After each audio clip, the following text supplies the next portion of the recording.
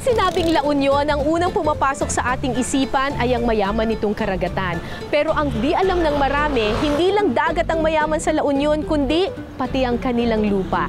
Dito sa San Juan, La Union, ang isa sa pangunahing kabuhayan ng mga taga rito ay ang kanilang red clay. Mayaman kasi sila sa red clay na panggawa ng mga palayok katulad nito. Paano nga ba ito ginagawa? Yan ang ating susunod na aalamin.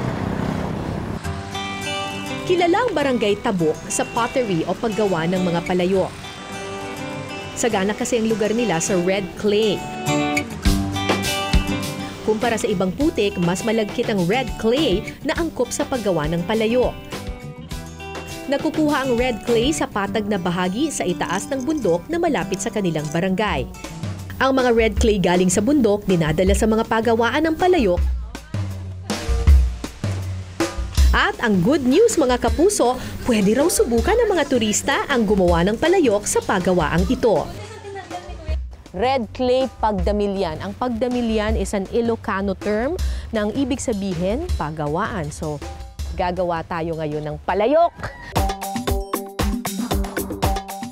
Ito yung clay. Yes, ma'am. Process na po siya. Pula. Di ba usually ang clay pulang-pula siya? Medyo orange. Yes, ma'am. Mayroon po yung mga ganun. Ginagamit lang po namin siya na pang-apply para mag-red yung color. Pero kaya po tinawag ng red clay, after firing or baking, magre-red na siya. Magiging pula siya. So, unang-una po, kukuha po tayo ng clay. Ganyan? Yes, ma'am. And then ilagay po natin sa center ng potter's wheel. Medyo press down natin konti para didikit yung clay. Ayusin po natin yung side para magiging bilog. Yan. Iikot lang po yung ito. Itong kamay po natin naka-steady lang po rito sa side niya. Pagkaraan niyan, yung ibabaw naman niya ang i-flat po natin, ma'am. Yan. Tasan po natin gamit yung thumb. Okay. Tapos? Huwag po naman masyadong sasagat sa ilalim. Yan. Okay. Yan. Actually, yung pottery making ay ancient tradition na ng mga Pilipino.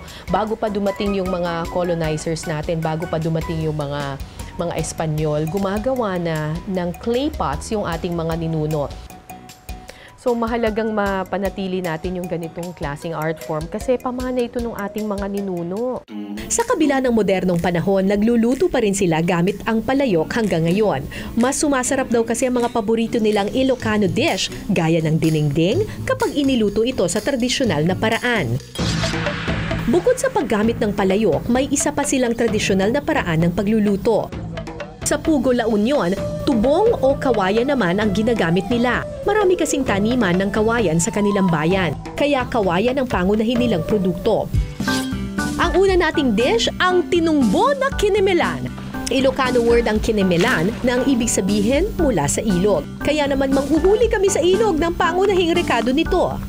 Sadyang napakayaman talaga ng kalikasan ng La Union. Meron itong dagat, meron itong bundok, at syempre, meron ding ilog. So yung mga isda nandoon sa ilalim ng bato. So ang ginawa nila, tinakpan nila ng lambat yung bato. Ngayon, dudukutin natin ng kaunti-kaunti yung mga bato para pag natanggal yung bato, lalangoy na yung isda. Makukuha sa lambat.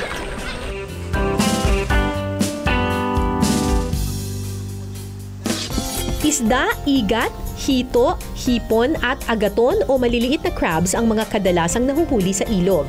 Ito ang mga lulutuin ng cook na si Edwin. Tayo po'y magluluto ng isda ng ilog. Ito'y tinatawag na kinamelan.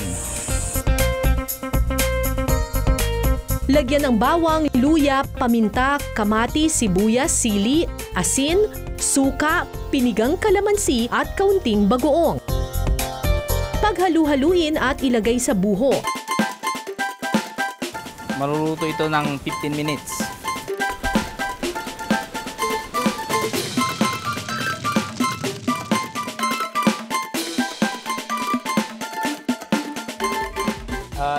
Ito, kinamelan. Ano po?